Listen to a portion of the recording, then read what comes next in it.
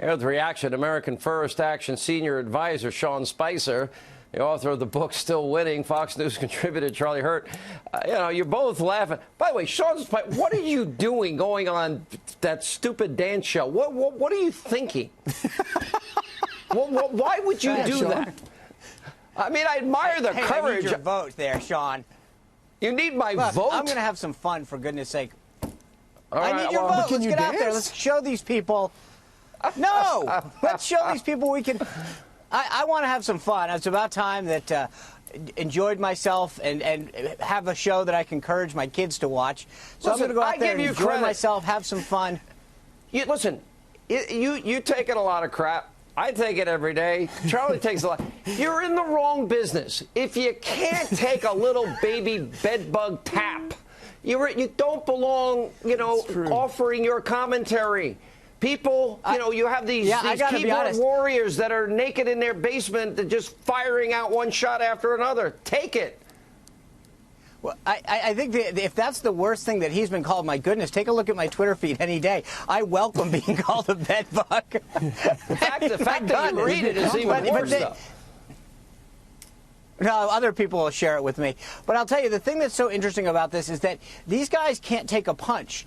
Nope. And I agree with Brett in the standpoint of that I don't think that we should be using the kind of language, but it's amazing when the folks on the left and those never-Trumpers that claim to be from the right go out and demonize everyone who supports this president. Look, the fact of the matter is this president got 306 electoral votes. He won states like Michigan, Pennsylvania, and Wisconsin. Instead of demonizing us, instead of trying to ostracize us, they might want to learn from us because, to you point out, there's a lot of hardworking men and women out there that the president's message resonated with. And it's about time we started listening to these people more instead of trying to push them further and further away.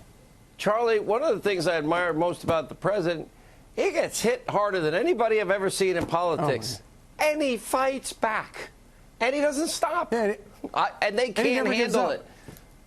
Yeah, and he never gives up. It's amazing. I don't know where the guy gets the energy to do that. But watching those clips that you showed, I felt like I was watching a scene out of One Flew Over the Cuckoo's Nest.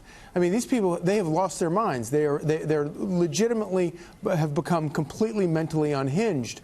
And I think for them, the idea that President Trump won in 2016 is absolutely, they still haven't gotten their brains around that. And then the fact that 2.5 years later, he's still winning on a daily basis.